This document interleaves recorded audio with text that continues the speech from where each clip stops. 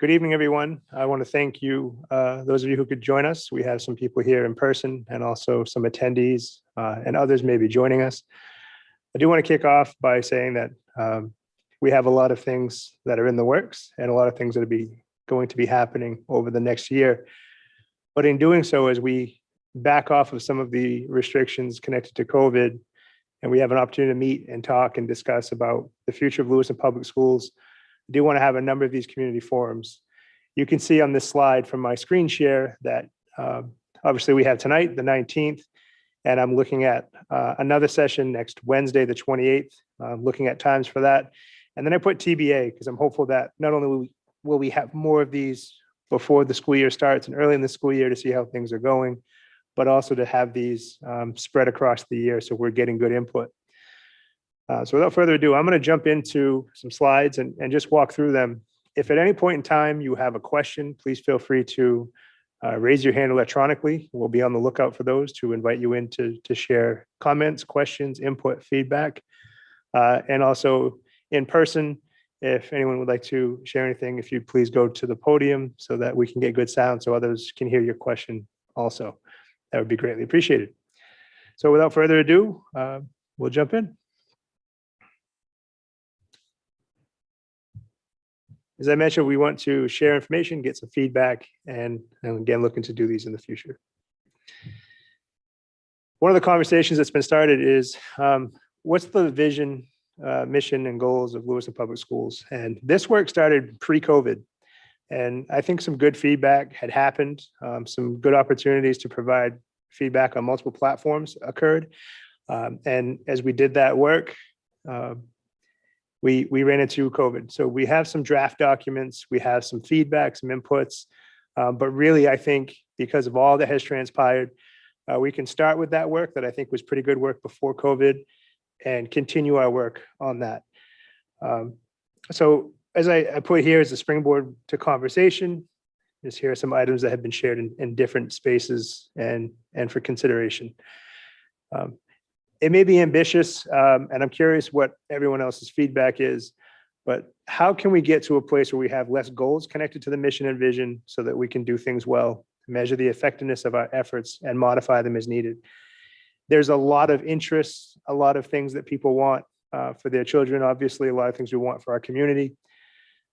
But I want to make sure that whatever we do, we're actually taking the time to plan it well, get good input, have a plan that will address the needs that are being raised or concerns that are being raised, but then be able to measure them and see how well we're doing them and modify if needed or shift gears or choose new goals. One of the challenges I had over the years is that we've had somewhere between 16 and 30 goals or action steps. And I think from an action step perspective, that can make sense. But if they're just 30 plus targets that are supposed to be the anchor for Lewiston Public Schools, it becomes a real challenge to do any of it well. And I think people sometimes get lost in that many goals or initiatives that just seem to overwhelm. I don't know the right number, and I'm curious if our community has feedback on what you think should be the right number of goals or specific targets that we're going after each year. I know when I was a principal at Lewiston High School, I always tried to think of no more than 3 things on the plate that were either new or initiative oriented that required training. And I don't know that that's the right number, but I'd like to keep that number to a minimum. One thing I will say though, and it's come up recently, people are talking about equity as if it is an initiative. And I think the equity work that we've done in Lewiston Public Schools over the last year and will continue on to do is in a good place. And we'll continue to do that work. I don't think it's an initiative, though. This is not something new. Equity is an effort that we must make in our spaces every day. And we want that for our kids in our community all the time. And equity covers a whole spectrum of people that are marginalized or stereotyped for various reasons. And as educators, we believe in that work. So mission. A draft mission from pre-COVID work is this. And I want to emphasize that this was a draft from prior work, but I think it's a good springboard. Lewiston Public Schools strives to create an environment which will provide opportunities for all students to develop intellectually, physically, and emotionally which in turn will lead to students a better understanding of themselves, their fellow person, and the world around them. So again, just as a springboard, that's a fair mission. A lot of opportunity in there for our students, and pretty holistic. The draft vision from pre-COVID work was a legacy of substantial, enduring, and continuous learning. Again, good foundation to that, I believe. One of the things I like about this is using words like legacy and substantial, enduring, continuous, to me is a shared responsibility. It's not just the school's responsibility. It's not just community. It's not just kids. It's a shared responsibility. One of the visions of the past worked to ensure certain things, and I don't know that schools can ensure certain levels of competence. We strive towards things. We work towards things, and I really like continuous learning, because if nothing else, we want to help contribute to students becoming lifelong learners. Goals. As I mentioned beforehand, that how we go about establishing goals connect to our mission and vision. I think at times we've just had too many, and it's hard to focus on them. So putting the question out to the community, what do you feel is an appropriate amount of goals that we can work to implement, measure, reflect, refine, and make decisions on? And again, now, if anyone's interested or in the future looking for any feedback you have around mission, vision, and goals. This work will also run through the school committee. They are the ones that will look at drafts, provide input, generate edits, and ultimately read through these mission, vision, and goals to adopt them. These are adopted on a multi-year cycle, and I know the school committee is looking forward to this work that we'll be taking on very soon. So from a place of process, I happen to sit in on some of the listening tour that happened prior. I'd like to get back to that format. I know that summer people kind of go their own ways from school, and I know that COVID obviously restricted some things. But as we get more familiar with the safety aspects of COVID and how we can navigate things, I would like to get back into the opportunities where folks can go to their schools and/or different public venues out in our community to provide input. But some of that process in the past was really built around some questions that were asked in each space. What do we do well? And for people to provide input on the things that we do well, things that they know that they would like to see kept in place. And so those are important items. What are we not doing as well as we'd like to? The school committee that's currently in their chairs are doing what I think is a really good job, targeting areas of concern, putting in the effort and the work, having robust discussions around things that are impacting our kids every day. And with different things like audits and whatnot, it continues to give us feedback for what our next steps should be. We continue to review special education audit, and we currently have actively running an IEP audit that's helping inform some of our decisions and future around structures and what things we'll have in place. It is an area that we definitely want to get better. But there are others. And I'm also curious for you and your family or your students in our community, what things do you have concerns about? What are some things you feel we could go without? One thing I've learned in organizations is sometimes there's a lot of effort, resources, funding, what have you, put into a specific effort, and you come to find out that the people that are at the end point of that effort really don't feel like it's necessary to do. And so if we can do an analysis of that or get your feedback of, this thing is fun, but it's a lot of effort, and I'd rather see that effort be in another place. I'd like that input so we can take a closer look at it. What are some hopes that you have for the future of our students while attending school here? I've heard this question posed as a wish. If you had one wish for Lewis Public Schools or for your child's education experience, what would it be? And I'm not saying that we can make all that a reality, but I can guarantee you if we don't know about those things, we definitely can't make it a reality. So looking for your input on that. So what hopes you have for the future? Any other input? This is just a structure that we can use to start conversations, grab notes, and continue to get feedback from anyone involved. And again, I'll try to remind myself to say it several times. This is part one of what we hope to have be a multi-session focus between now and the start of school, and then continuing through the school year to see how things are going, and obviously just get that conversation going and get feedback.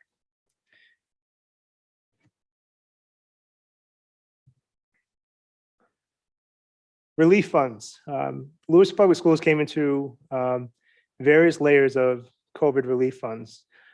In my world, there's a thing called CARES. That was kind of the first set of money. Then there was CRF 1 and 2, that was COVID relief funds. Since then, there has been what we call ESERF, which is a relief fund of a different name, connected to COVID 1, 2, and 3. Right now, we're in the process of filling out applications for ESERF 2 and 3. We've worked through our teaching and learning office and our business office. I applaud them. They've done a ton of work behind the scenes. To submit these grants, you have to write up everything. You have to get quotes for things. You have to explain and articulate what area they'd be in. You have to align budget codes that have to align to and sync with state and federal guidelines, which have been different for every single one of the different packages of relief funds. So it's a bit of a maze, but once we get it figured out, we're in good shape. We can't spend the dollars until we have what we call substantial approval. So we have to build the application, send it. They give us a level of approval, and it allows us to start expending things. And I'd publicly say, even though she may not want to, Jenny Derrigan does a lot of work, and I'm mentioning that she's in the room. Can't thank you enough, Jenny. I know how much work it is.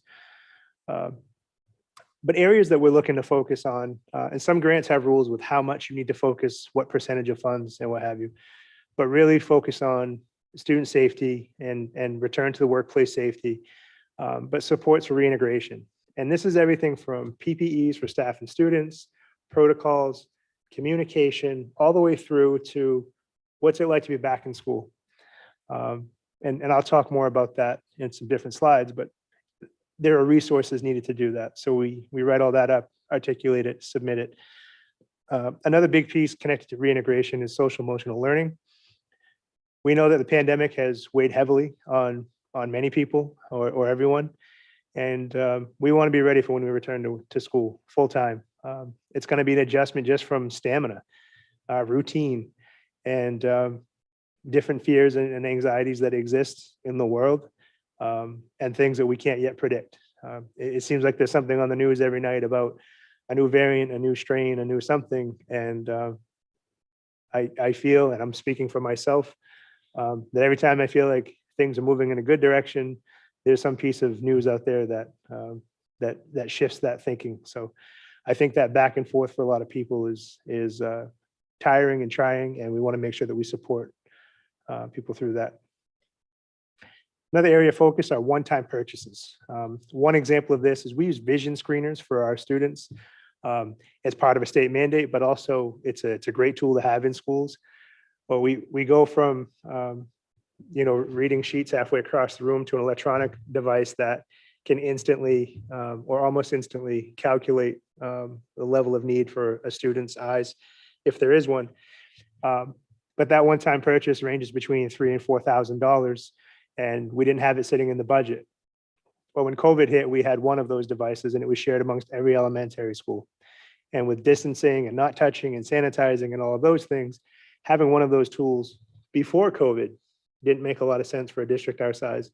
But now that we have COVID relief funds and we have this new need, we want to be opportunistic with the funds that we have to meet the criteria of the grant or the relief funds, but also get things for our district that make sense, that we can use for a long period of time, that are not going to recur in our budget wherever possible. So that's those one-time purchases. We're also looking at other purchases that aren't one time, but they can be spread out. And what I mean by that is books, supplies, periodicals, the things there that fit. And some of those periodicals, I kind of squeeze in technology and the different applications and things of that nature that we subscribe to help deliver teaching and learning and enrich the learning experience for students. Some of those are recurring. Some of them may not be once COVID is gone. We still have to assess some of that. But things like textbooks or books for our libraries, they exist, and then they exist. They have a life and a shelf life, if you will, or a usage life. So we don't need to replace those books every year from a recurring immediate cycle. It can spread itself out, and we're trying to be intelligent about what things we purchase in that way. Targeted interventions is another major area. This includes everything from staff to materials to facilities, things of that nature. But this is really around any deficits that our students have, or so especially at the early level with reading, math, but also as students get older, those targeted interventions with more time and support, especially for middle and high school students who might have a gap because of the limited ability to get through certain material this year because of COVID, and the need to have that material for years to come. That's a good example of that is in math. And you need certain math skills from a lower level math to then go do the next level math. So you can't go from balancing a checkbook to calculus without having some things in between. And we want to make sure that we can provide that. So there's a lot of funds there for targeted interventions. But what we want to do is, I'm hopeful that people see this video or want to chime in at our next session. What are your thoughts? What are some other things that we should be thinking of around relief funds as we go back to school? Speaking of going back to school, the latest guidance from the state of Maine is to follow the United States Center for Disease Control, or the CDC, as everybody knows it. This is a shift from last year. So last year, we used Maine CDC guidelines connected to the Department of Education, the state of Maine. So there was this very specific thing. We're going to follow the rules established essentially within Maine. And then on July 9th, the CDC released new information, and it was recommendations for school. And some of these recommendations are new. Some of them are hard to follow. I don't mean that in a negative sense, but I mean that from a sense of the language of them is a bit of a challenge sometimes. So I want to just share some of them, but this link will allow you to go to that. Bear with us. We have to move to keep the lights on. Try to be energy efficient, save some money. See if this will open up. Okay. So there's some key takeaways from the COVID guidance from the CDC. But I want to mention that more or less in summary, there's a lot of things in here. We follow these things very closely. This is new information to us, so we're digesting it before we make any knee-jerk reactions. But also want you to know that I am absolutely committed to being in school full-time, in person this fall. And so we'll do whatever we have to do to make that happen. If nothing else, we've learned that parents, as much as you've worked at it and tried, myself included as an educator, home is not school. And I am not my kids' teacher. I teach them things, but they learn from their teachers at school, and we need to get back into the buildings full time. And that presents some challenges. We have to follow the guidelines. We have to follow the rules. But there's some things I want to point out to you that some strong takeaways are really that in-person instruction is a priority. I've said that, and I've said that for some time, and I mean it. And I think that as a community, we're on the same page with that, large in part. There's a strong push that masks should be worn indoors by all individuals who are not fully vaccinated. I am not trying to tell families what to do. If you are vaccinated, your ability to be at school, mask is pending a school committee decision on ed policy, but also around quarantines, because we will still have contact tracing, close contacts, and the need for quarantines for those who are not vaccinated. Right now, if you are 12 or older, short of a medical obstruction or a family decision, you are able to get vaccinated. If you are vaccinated, we have some different tools that we're working on putting together, including pooled testing, which is where a handful of people can actually swab themselves and put it into a container. And a lab will test only the contents of that container. So I think the real takeaway from that with pooled testing is that you have a lab doing one lab sample instead of, say, 25 or 10 or 15. If we use pooled testing, students are vaccinated wherever possible. It will help mitigate things like large quarantine situations, school closures, things of that nature. The spacing piece with masks and with students or everyone being vaccinated as possible, we'll do the best that we can to keep schools open full time.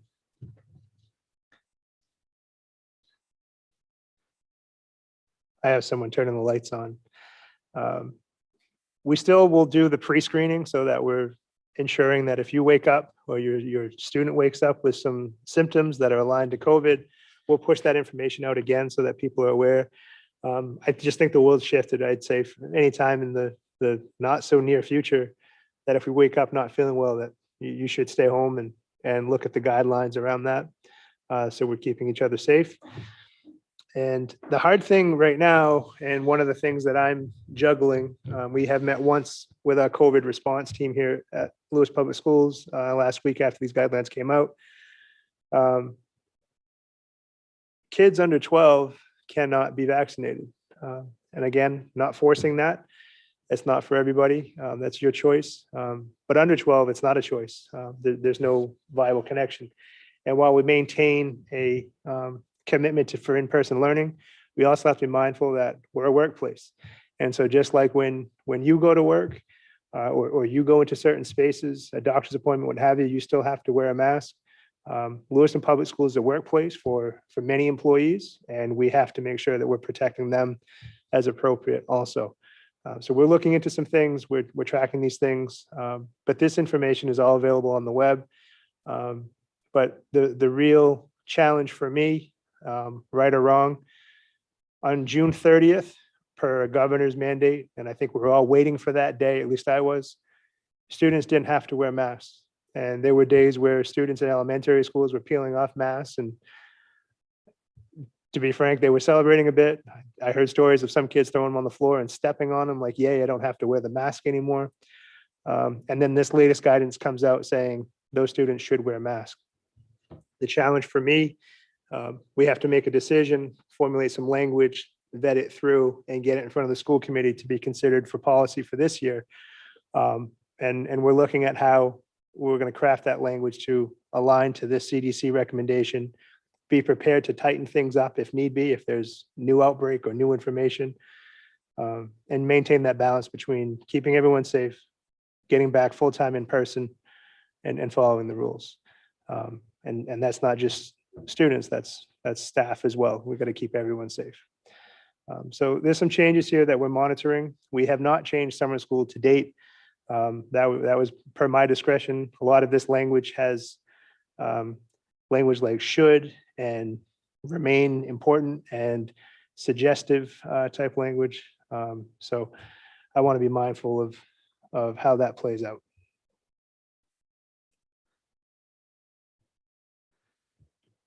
It's kind of a bit of a recap. There's a lot of language around should, recommend, and others. The language is suggestive at this point.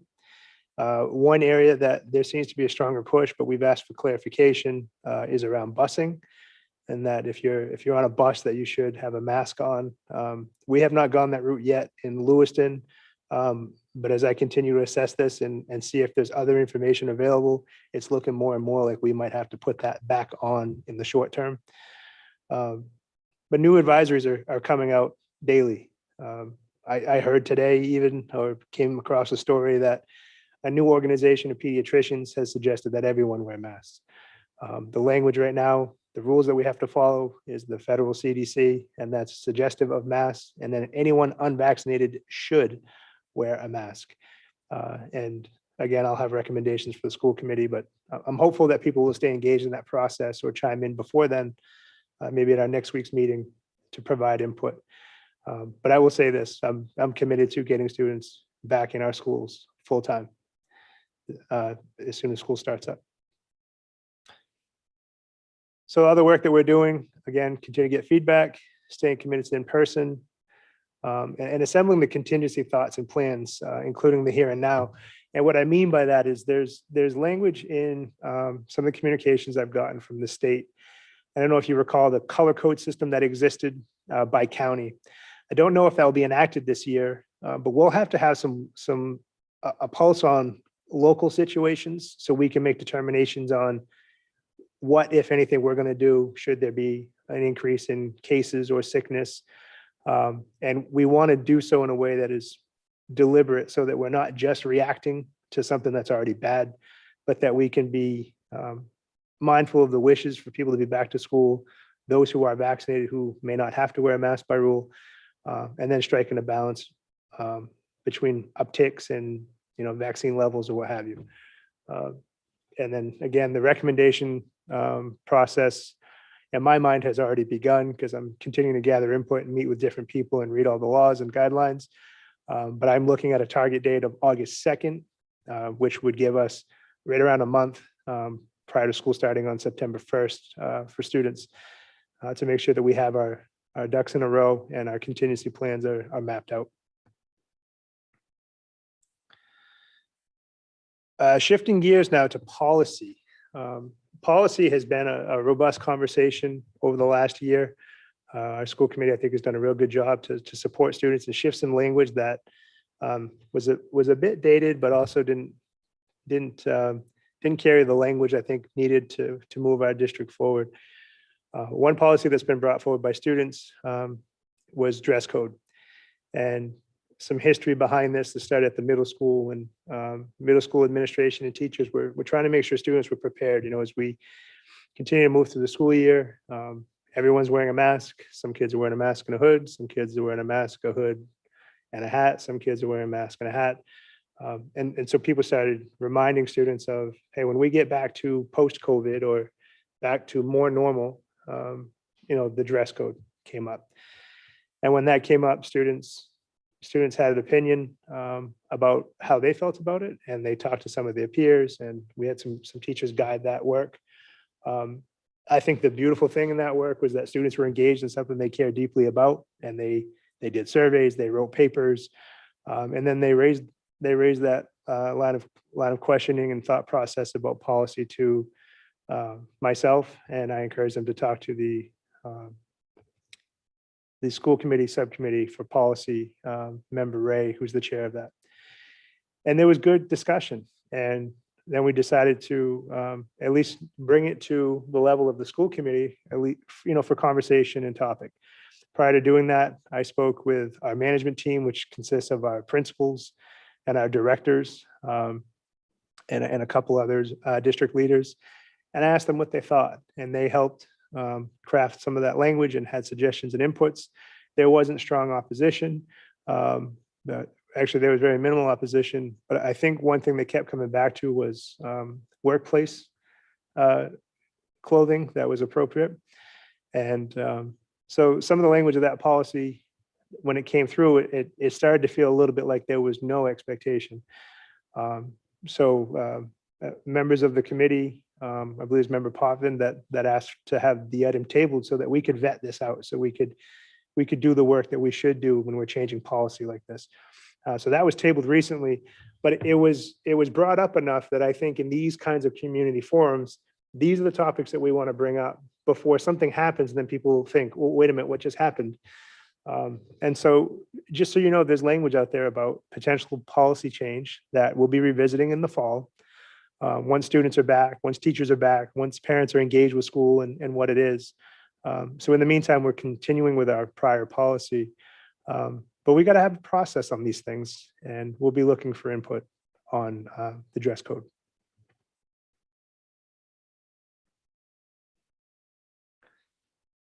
So other topics, we want to open up sessions or deliberate space and time for you, those observing, those who want to have input. And are there any other topics that you're hoping that could be discussed, even if it's, Jake, can you and your team put together a little more information about this so that we can just try to keep people informed and up to date with the latest information around things. I would save, big reports and those kinds of things for the school committee, but sometimes people just need to have a conversation and ask a question of something that's on their mind or something that they know other people in the community or at work are thinking about. And I think this is an excellent platform to just throw it out there, and we'll answer what we can live. If you want something with more detail, we can put some slides together. But again, this is really about us learning from you and you having a chance to ask us questions about things we might know about, and learning about things that we as an administration may not know about. So that's the end for me right now. Just some things I wanted to share. I think this being the first session, the fact that we have some people attending and some people in person, it's a positive. Right now I have it on Wednesday, July 28th. I put 5:30 to 7:30, but be looking for that invite, because I did get a piece of input to push back that time, because it might be something a little later might be better for people. So try to ignore that. I would edit it right now, but I'm sharing my screen, so I won't, but probably looking at more like a 7 o'clock window. And we'll decide if that's going to be an in-person or just online or both combination piece again. Looks like someone in the public has a question. Looks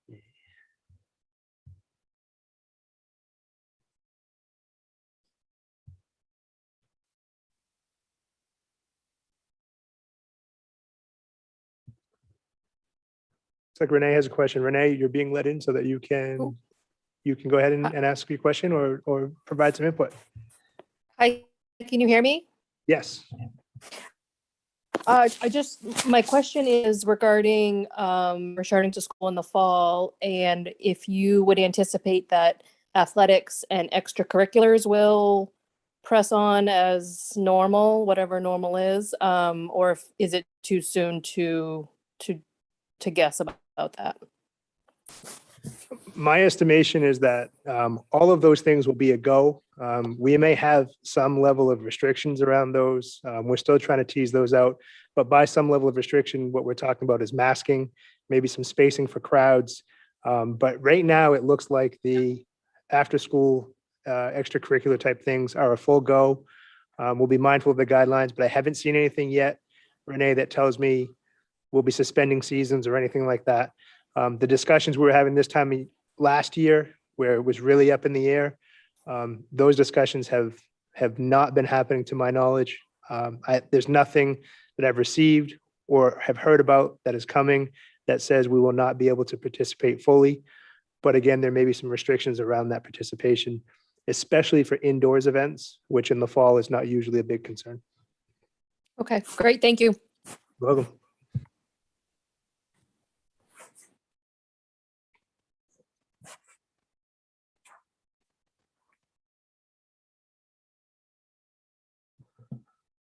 All right, tech team, do you see any other hands or questions online? Seeing none? No. Anyone in the room that would like to chime in with anything at this point? Questions or anything? Okay, seeing none. I'm going to wrap this one up for tonight. We expected it to be light, but again, our tech folks have done a great job supporting these efforts, and we'll get this posted on our site just like we would for a school committee meeting. And I'm going to see if they can get that in a downloadable format so that I can also push a link out to people on Facebook and Twitter, just for archive purposes, and have a chance to see it and know that there are others coming up. One thing that I do want to do, though, is make a point of emphasis that that next meeting, which is next Wednesday, we're going to push that time back to make it more accessible to people who either are not home for work or have busy schedules. We want to be flexible and make sure those times work for folks.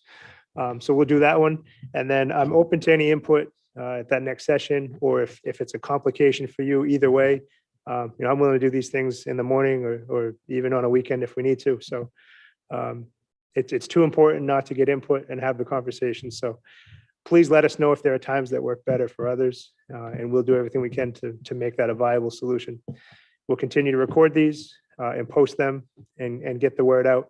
We're really hoping to strike up a conversation. So if you do watch this or you are listening tonight, please share it with others that this listening effort is happening. We want people's input so we can be as informed as possible when we go back to school. Thank you very much for your time, and I hope you have a great evening.